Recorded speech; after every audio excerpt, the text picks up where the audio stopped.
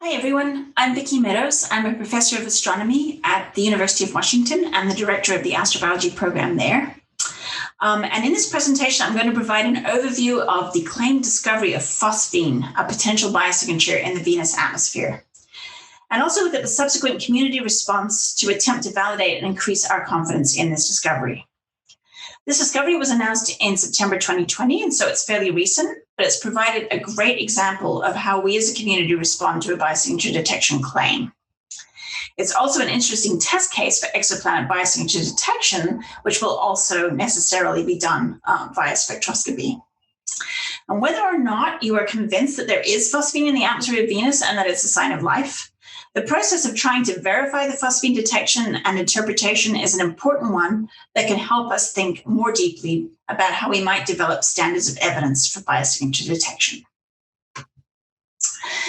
So the phosphine on Venus story starts with this paper led by Jane Greaves and team, which showed detection of a line in the millimeter wave attributed to phosphine taken from both the James Clerk Maxwell Telescope and the Atacama Large Millimeter Array Telescope on two separate occasions.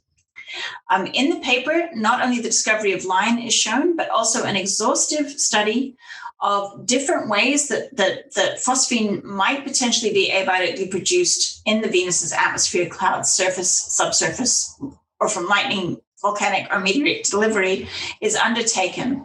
And the conclusion is that there is no obvious way that phosphine could be produced via these processes. So phosphine is believed then to originate from unknown photochemistry or geochemistry, or by analogy with biological production of phosphine on Earth from the presence of life. So these are the discovery data. The JCMT data are shown here in the second panel with a fit that shows 20 parts per billion of phosphine retrieved. Over here, the ARMA narrowband shows an even more significant detection, 15 sigma detection at the same frequency. Note that the ARMA data were not used for abundance determinations because they were taken with an interferometric telescope. The ARMA is an interferometric array, and that suffers from something called line dilution, which makes the array actually less sensitive to things that are evenly spatially distributed across the disk. And so the JCMT, being a single dish, was the observation used to measure the actual abundance, in this case here, 20 parts per billion of phosphine.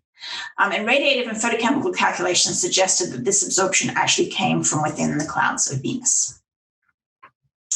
But there is a complication, because even though phosphine does absorb at 266.94 gigahertz, so does sulfur dioxide. And so at the position at which the line was observed, there was the potential for contamination from sulfur dioxide, which is the third most common gas in the greenhouse atmosphere, in the Venus atmosphere. So the observers, knowing this, set up a contamination test where they observed a sulfur dioxide reference line at 267.54 gigahertz, which is a clean SO2 line. At that position, they observed no sign of absorption, so they failed to detect SO2 at the reference position. They then used that to set an upper limit on how much SO2 could be there.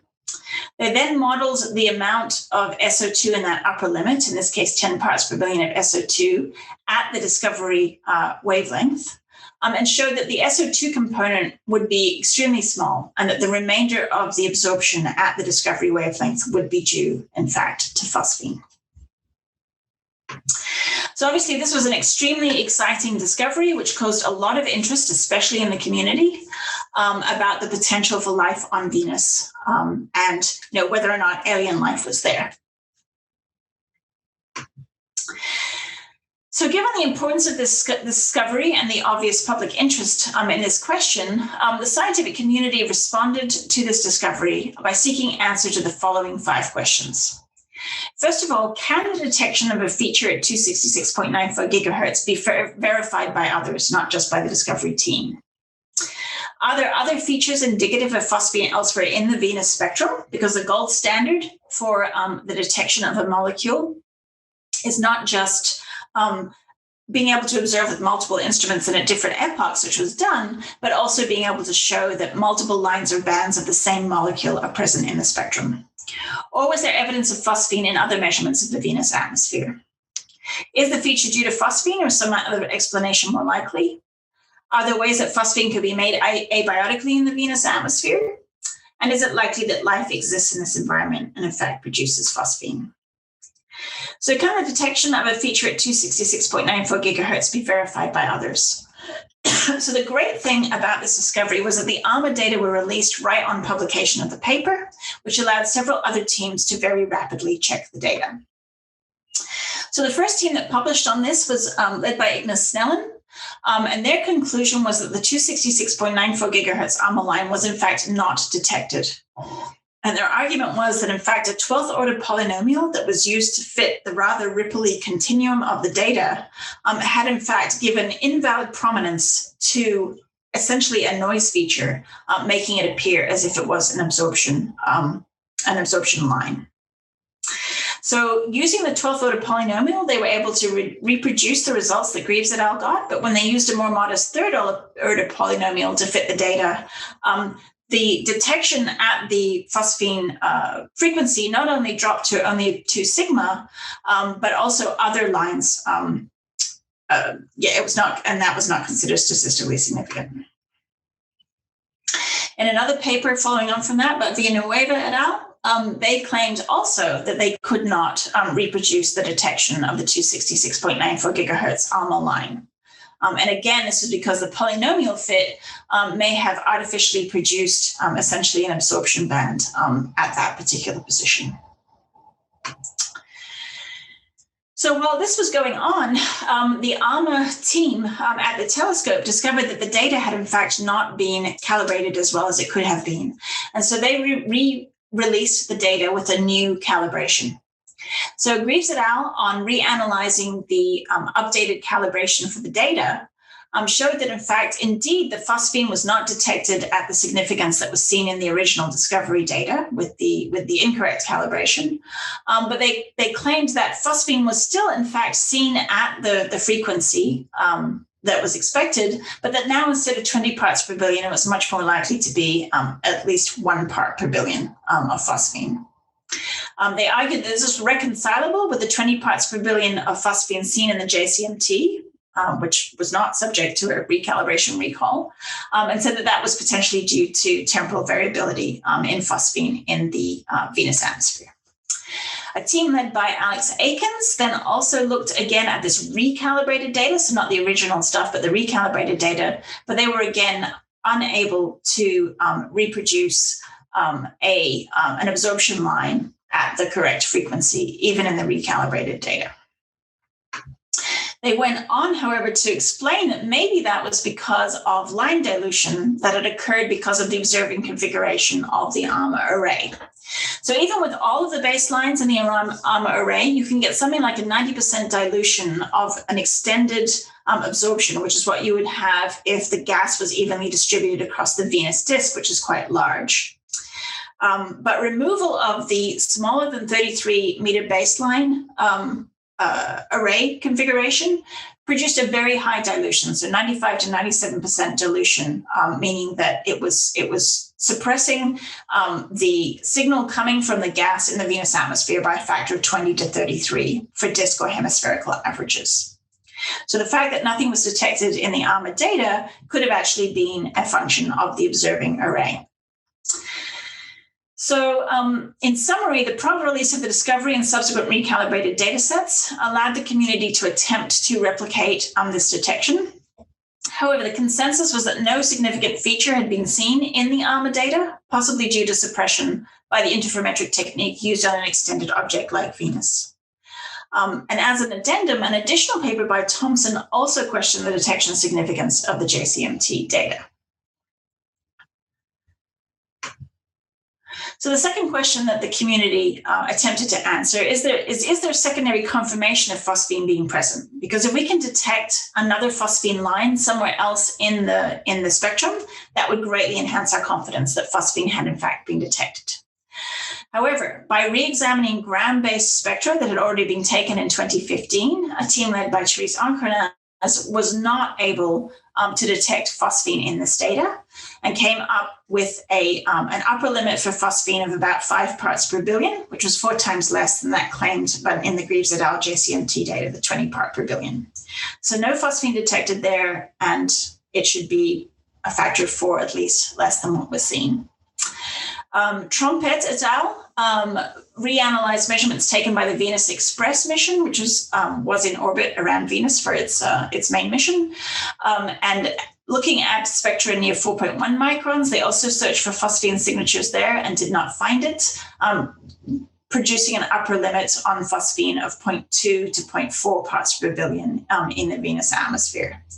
And as an aside, a really recent paper by Olsen et al. Also searched unsuccessfully for phosphine on Mars using data from the ExoMars Trace Gas Orbiter. Obviously, Mars is not Venus, but the point was to see whether or not phosphine is the sort of thing that shows up in terrestrial atmospheres.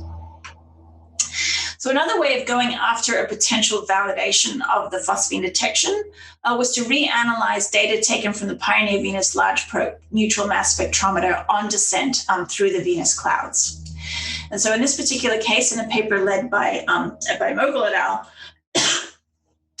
essentially looked at this mass measurement within the spectrometer, which could be phosphine, or it could also be H2S, which has the same mass molecularly. So in the original analysis of these data, taken in 1980, the feature was attributed to nothing but H2S, and so that's the fit of the H2S to the 3 data points. But the authors here argue that, in fact, by fitting it with 80% phosphine and 20% hydrogen sulfide, you can get a better fit overall to the data by doing that. However, no abundance of phosphine was calculated, and so the value cannot be compared to other measurements and detection limits to check for consistency, to see if it's right in the same ballpark as that which was observed elsewhere. However, when originally attributed to H2S, the abundance was estimated to be 3 plus or minus 2 parts per million, so 1,000 times more than a part per billion for H2S at that mass. So in summary, several groups attempted to increase our confidence in the phosphine detection by searching for additional signs of phosphine in other data sets. But spectroscopic observations near 4 and 10 microns failed to detect the phosphine and set an upper limit that was between 5 to 0.2 parts per billion. And then reanalysis of the Pioneer Venus neutral mass spectrometer data was interpreted to include phosphine in the measurements previously attributed to H2S, but the corresponding abundance was not calculated.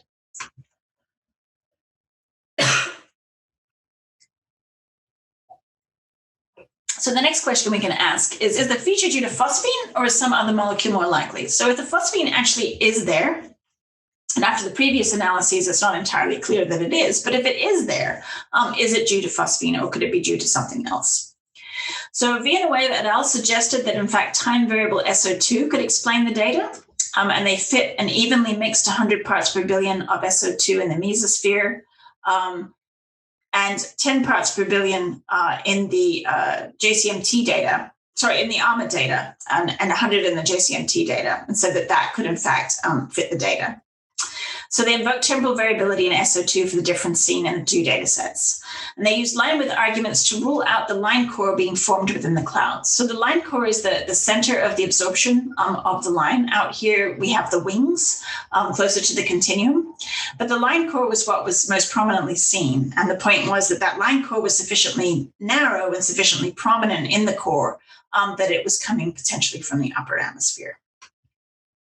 Greaves et al. In response, and this was an ongoing discussion that ended up in the archive from Nature Matters Arising, argued that the 266.94 gigahertz line could not be attributed to SO2 because the line width in their observed detection, which is this thing here, was larger than that observed for SO2 features seen at other wavelengths.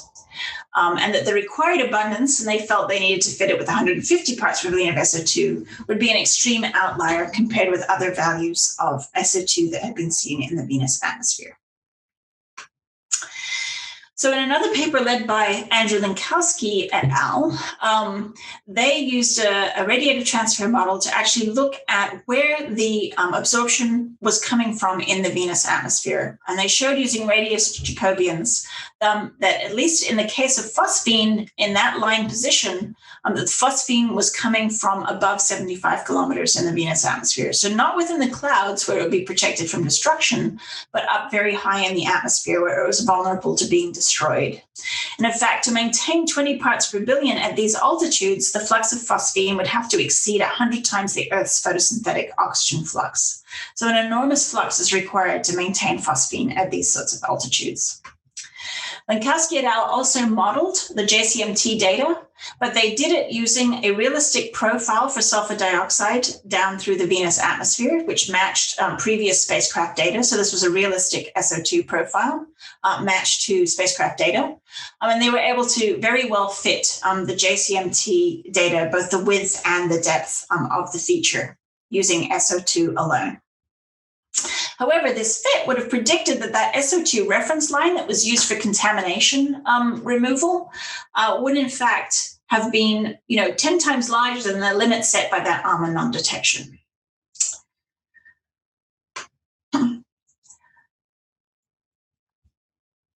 However,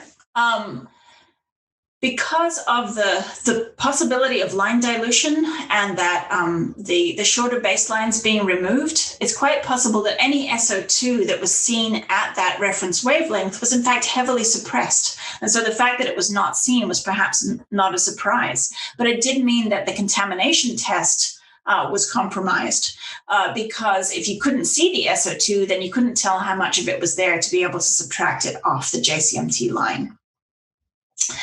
But it also means that, as seen in the Lankowski paper, that if you fit the JCMT line, you therefore, due to line suppression, don't expect to see an SO2 feature at that particular position.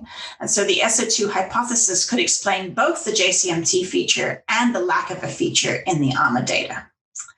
So in summary, plausible Venus upper atmospheric SO2 was shown to produce a signal that fit the width and depth of the JCMT data.